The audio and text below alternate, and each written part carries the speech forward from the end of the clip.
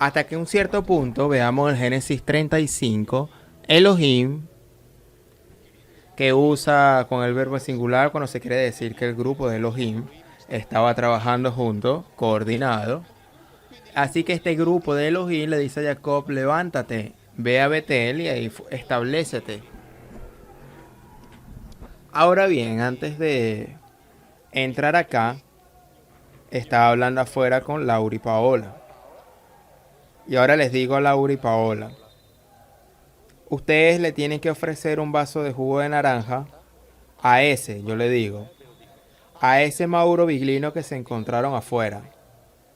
Ustedes, como son personas educadas, no me van a decir qué es lo que están pensando de mí, pero van a decir: este es estúpido, se está hablando de sí mismo. Ahora yo mismo les digo a ese Mauro Biglino que está allá: pero si yo soy mismo. Ahora escuchen esto. Elohim le dice a Jacob: construye en ese lugar un altar dedicado a él, que se te pareció cuando huías de la presencia de Esaú, o sea, Dios. Él en hebreo es Dios. Construir un altar a ese él, que se te apareció cuando huías de la presencia de Esaú. Pero ¿cómo es que Dios puede decir algo sobre sí mismo? Y acá en hebreo lo dice bien claro.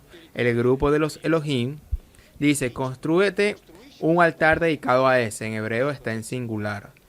Ese él que se te pareció cuando huía de la presencia de Saúl. Es decir, el altar se lo tenés que hacer a ese de nosotros que se te apareció cuando escapabas. A ese le tienes que hacer un altar. Está clarísimo. Está clarísimo, y él le tenés que hacer un altar ahí. Así que Jacob ve ahí y construye un altar, y llamado a ese lugar el Betel, que quiere decir él de la casa de él, porque ahí Dios se le reveló a él cuando huía de la presencia de su hermano. Ahora bien, aunque acá dice se le reveló, se le apareció, tienen que saber que en hebreo está escrito se dejó ver. Sería como si le dijera a mi amigo: hace 2 años que no te me apareces. No, son 2 años que no haces ver. Esto es lo que se está escrito en el Antiguo Testamento. Y acá me tendría que haber parado porque les estoy dando una interpretación, una traducción, ¿eh? Así que me tendrían que haber dicho: así cumplamos el acuerdo del principio. Pero bueno, el hebreo está escrito esto. Y bueno, acá lo dice claramente, ¿no? A ese de nosotros que... Pero lo mejor de Jacob es que después de eso Jacob hace una afirmación que si pensamos que se dirige a Dios. Ahora bien, Jacob hace esta promesa: si el Elohim me acompaña y me protege en este viaje que estoy haciendo, me da pan para comer, ropa para vestirme, y si regreso en paz de la casa de mi padre, entonces Yahweh será mi Elohim. Será mi Elohim, Génesis 28:20. Y esta piedra que he puesto como conmemoración será como una casa de todo lo que me dará. Y yo te voy a dar la 10ª parte, mi querido Elohim. Pero atención, si haces todas estas cosas por mí. Porque si no la haces, de acá te voy a dar el diezmo. Se lo doy al otro. Así que, como se le puede hacer a Dios esta clase de planteamiento: si vos haces estas cosas por mí, entonces te doy la 10ª parte. Eso quiere decir que si no la haces, ni sueñes que te la voy a dar. Obviamente, porque como estos eran muchos, y como está escrito también varias veces en la Biblia, ellos a veces se iban, estos de acá, para irse con otros Elohim. Por ejemplo, el Elohim de los moabitas, que se llamaba Quemos, era un Elohim al que le gustaban las fiestas sexuales, a las que invitaba a sus seguidores, tanto así como muchas veces los israelitas dejaban a Yahvé para irse con este. Porque claro, hacer el sexo es más lindo que ir a la guerra, desde el momento en que Yahvé en la Biblia debía definido como, es decir, un hombre de guerra. Y le encuentra traducido como hombre de guerra en la Biblia que tienen en sus casas, que sería la traducción correcta. En el Éxodo está escrito: Yahvé es un hombre de guerra, porque eso es así. Ahora bien, en otras cosas, repito, este de acá se dedicaba al sexo, y Yahvé le decía a los seguidores: si ustedes me siguen para irse con uno de ellos, yo los asesino. Y los hacía. Lean la Biblia y lo van a encontrar. Cuando estos de acá abandonaban a Yahvé para irse a las fiestas sexuales del otro, Yahvé los mataba. No se andaba con sutilezas. Este de acá, de hecho, tenía un sobrenombre, o sea, Baal Peor. ¿Qué quiere decir Baal el Señor? El Señor de la disposición de los órganos sexuales. peor significa eso último. Cuando la teología se apoderó de todo y transformó a Yahweh en el Dios espiritual, omnisciente y trascendente, omnipotente, creador del cielo y de la tierra, en el mundo, digámoslo así, del más allá, también identificó a la figura de sus enemigos, es decir, el diablo, ¿no? Bueno, en los nombres del diablo, ¿de dónde derivan? De los mismos nombres que tenían sus niveles o sus rivales concretos, estos Elohim concretos en la lucha cotidiana que liberaban. Baal Peor, en griego fue traducido como Baal Fegor, que después se transformó en Belcebú.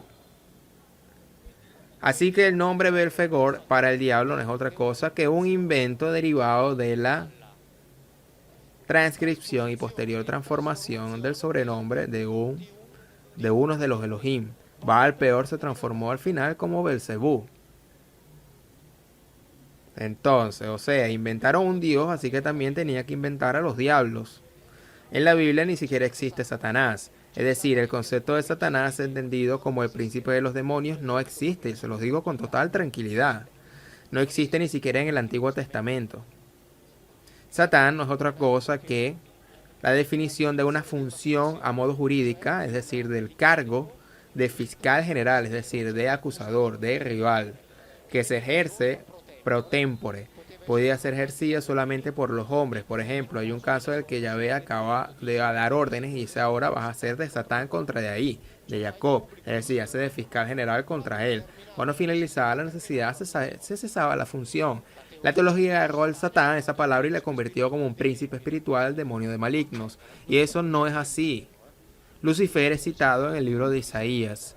Cuando Isaías se burla de uno de los gobernantes babilónicos, que no se sabe bien si se trata de Nabucodonosor o Nabonido, y le dice, tú que creías en la estrella portadora de luz has caído como todos los demás. Y como estrella portadora de luz se dice Lucifero. Entonces de ahí sacaron la figura de un ángel malvado y después lo combinaron con Satanás para decir que fue el tentador de Eva. Y es Satanás, Lucifer, que es algo que la Biblia no menciona jamás, ninguna, nunca, ningún lado. La unificación entre ese que tentó a Eva y el diablo es uno de los muchos inventos de la teología. Lean la Biblia, por favor, no van a encontrar nada de eso en ningún lado. Esta combinación no la van a encontrar en ningún lado porque no está. Satanás como entidad, como individuo, no existe. Por eso me hacen reír esos que dicen que yo soy un satanista. ¿Pero de qué? Belfagor, ese es de ahí. Hubo otro que se llamaba Baal Zafur, que se transformó como Belzebú. Baal Zabuf significa señor de las moscas, según esta la forma de lectura, según otros puede significar señor del poder, pero que depende cómo se vocalice, pero eso no importa ahora. Baal Zafuf se transformó como Belzebú. Baal Peor se transformó como Balfagor. Así que todo está frente de nuestro, frente de nosotros. ¿Entiende? Está a simple vista. Puede ser que nadie me preguntó nada, yo sigo en la conferencia, no tengo problemas, yo por ustedes lo digo. No tienen preguntas. Alguien habla y hace la pregunta. Ah, bueno, perfecto. Lo iba a dejar así.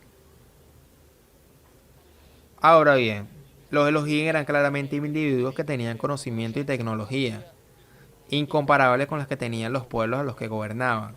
La Biblia no dice de dónde venían. No lo dice, así que sobre este tema hay que ser claro.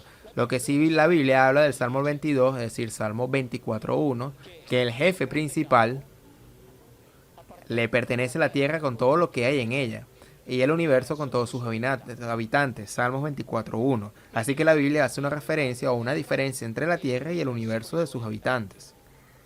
Así que esto de acá es una declaración del hecho de que en el universo hay otros habitantes. ¿Ok?